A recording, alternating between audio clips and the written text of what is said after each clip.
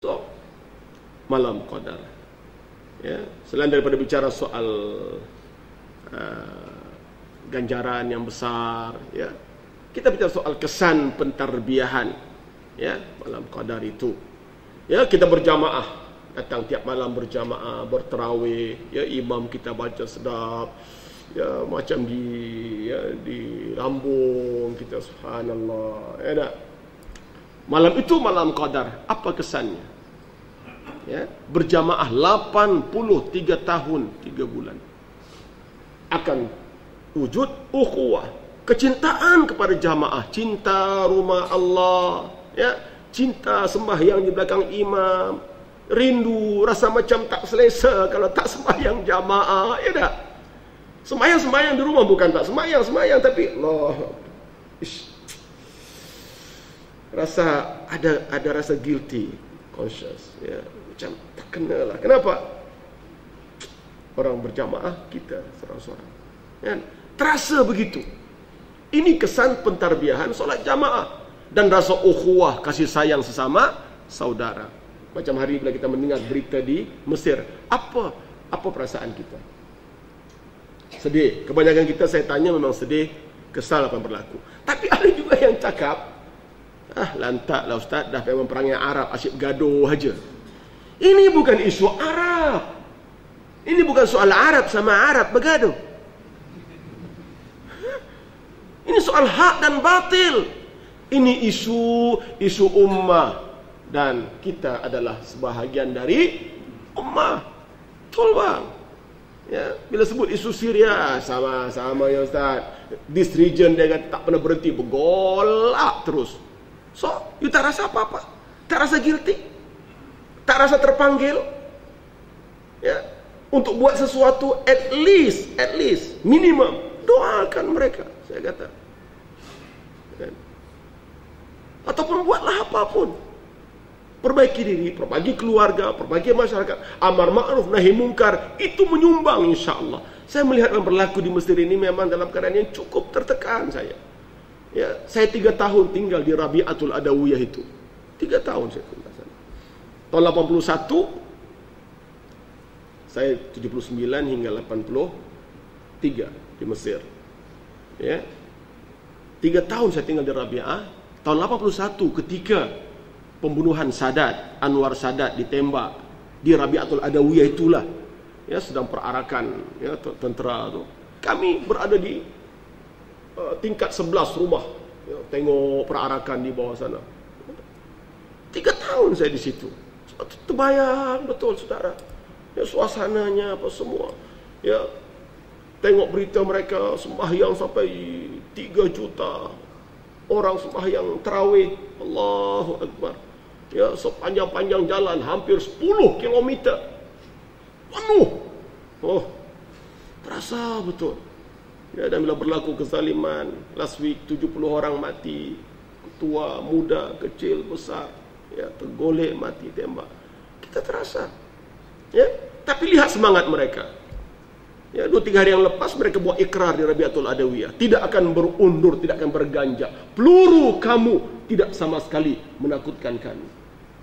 Kamu tembak kami mati, surga. Kamu neraka. Kamu tembak kami mati, kami berehat daripada huru-hara dunia. Kita tunggu di padang mahsyar. Nah, ini semangat yang ada, luar biasa. Tak takut mati orang. Ya, kita je takut mati. Kan? Sungguh saudara, semangat itu. Ya, saya bila melihat isu ini, tapi saya masih optimis dengan Mesir insya-Allah. Ya.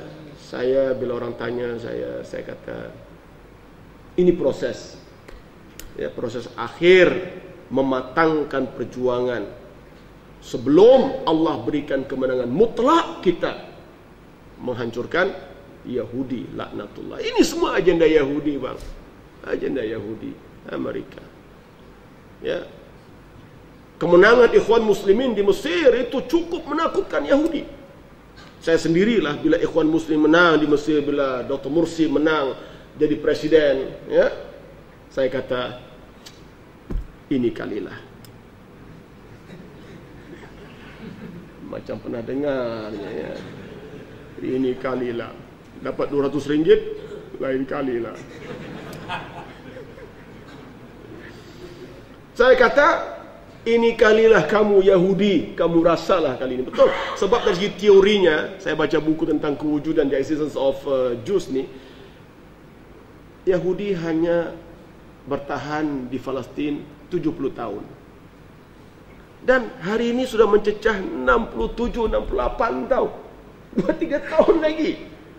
Maknanya dari segi, kalau betul lah teori ini teori, ini bukan Quran, bukan hadis ya. Tapi ianya dibuat dengan istiqra', dengan penelitian, dengan pembacaan sejarah, apa semua. 70 tahun. Bermakna Yahudi berada di penghujung hayat mereka sekarang ini. Jadi bila menang Ikhwan Muslimin di Mesir, Ikhwan Muslimin di Tunisia, Rashid Ghannouchi, saya kata that's it. Habis riwayat Yahudi ini ya. Sebulan, 2 bulan Dr. Mursi mentadbir Mesir, 2 tindakan yang paling menakutkan Yahudi. Apa dia? Pertama, sekat bekalan minyak dan gas. Dalam keadaan Egypt sebagai main supplier ya, negara lain ada juga supply, macam Lebanon ya, itu ada, Syria ada supply minyak tak banyak, tapi Mesir yang paling banyak ya. Hentikan bekalan minyak dan gas, menggelupur Yahudi ya. Dan tindakan kedua yang paling mereka takuti ialah bila Mesir buka sempadan Gaza, Rafah ya. Dan dalam masa 2 tahun ini saudara, sudah ribuan mujahidin masuk ke Gaza. Dan mereka ada perencanaan, bukan masuk saja-saja macam tu nak meramaikan, tidak ya. Ekonomi sudah naik, sudah ada warung-warung tepi jalan. 4 tahun lepas saya pergi Gaza, believe it or not, restoran tak ada, warung pun tak ada. Gaza ni tak ada restoran, tak ada warung. Kenapa? Kalau ada restoran pun siapa nak makan? Orang luar tak boleh masuk, orang dalam makan apa yang ada ya, nak setakat survive, makan apa yang ada ya. Ayam, itik, kambing, kerbau pun dibawa daripada Mesir menerusi terowong. And so sekarang sudah mula katanya, sudah ada kehidupan, ada bisnes, ada warung tepi jalan, ada restoran, ada kios ya, sudah mula dah hidup. Ada orang luar datang ya. Dan mereka ada perancangan, akan tiba saat ya, mereka akan berarah daripada Gaza ke Baitul Maqdis yang jaraknya hanya 70 km. Bukan jauh. Dari sini ke mana? Ke Nilai, Seremban ya. Lebih kurang ya, 70 km sini ke Nilai, lebih sikit. Kalau kita jalan kaki dari sini ke Nilai, sampai tak? Kalau seorang-seorang tak sampai bro ya. Tapi kalau kita in group, jamaah, puluh ribu, ratus ribu, juta-juta, dengan semangat ya, dengan panji tauhid, la ilaha illallah, la ilaha illallah, saya yakin bukan setakat Nilai, bukan setakat Seremban, insya-Allah Singapura pun kita boleh sampai insya-Allah ya. Jadi ini yang menakutkan Yahudi. Sebab mereka merancang perarakan ini akan mengulangi perjalanan Amirul Mukminin Umar Al-Khattab 1400 tahun yang silam, daripada Madinah ke Gaza ke Baitul Maqdis, ikut pintu selatan. Tentera Salahuddin Al-Ayyubi pun masuk Baitul Maqdis ikut pintu selatan, Gaza ke Baitul Maqdis. Kalau berlaku ini, dia mengulangi 2 perjalanan. Ingat, tak cukup padang Yahudi nak lari. Semua orang. Sebab tu dalam masa 2 tahun ni mereka tak berhenti. Usaha, ya, jolok sana, jolok sini, korek sana, korek sini, usaha nak mengekang kebangkitan Islam. Dan berlakulah apa yang berlaku di Mesir hari ini. Apa perasaan kita? Jenderal As-Sisi yang rampas kuasa adalah boneka Yahudi, tunggangan Amerika. Adli Mansur, presiden sementara dilantik, adalah Kristian. Ya, kita sedih sebab Syekhul Azhar terperangkap, bukan terlibatlah, saya gunakan perkataan terperangkap dalam ya, konflik politik ini, dia terperangkap. Mungkin dia naif, mungkin dia tak sedar. Dia menyokong ya rampasan kuasa. Tapi seluruh ulama Azhar bersatu di bawah Mursi. Akhirnya ini mendesak Syekhul Azhar sekarang lari. Kemana? Ke Dubai. Mungkin dia tak mau campur lagi lah urusan. Ya. Apalagi dah melibatkan bunuh, mati semua ni. Dia rasa sekarang ada di Dubai. Ya. Orang kata dia pergi ziarah, tapi saya kata dia pergi untuk ya dapatkan perlindungan lah, for good lah. Ya. Tentu sebagai seorang yang ada ilmu, ya tak? Dia tak boleh menghalalkan dan berlaku di Mesir. Ya. Mursi sebagai seorang diangkat secara demokrasi, pilihan rakyat. Ya. Tapi ada hikmahnya insya-Allah. Ya. Kelompok-kelompok yang dulu tak sokong Mursi sekarang sudah istihar sokong Mursi. InsyaAllah tuan-tuan, kita minta hujung Ramadan ni ada miracle lah. Ya, doalah. 2000 juta umat Islam. Mana doa-doa yang berkualiti ni mana? Ya, tak semua doa kita sampai pada Allah. Tapi takkan tak ada.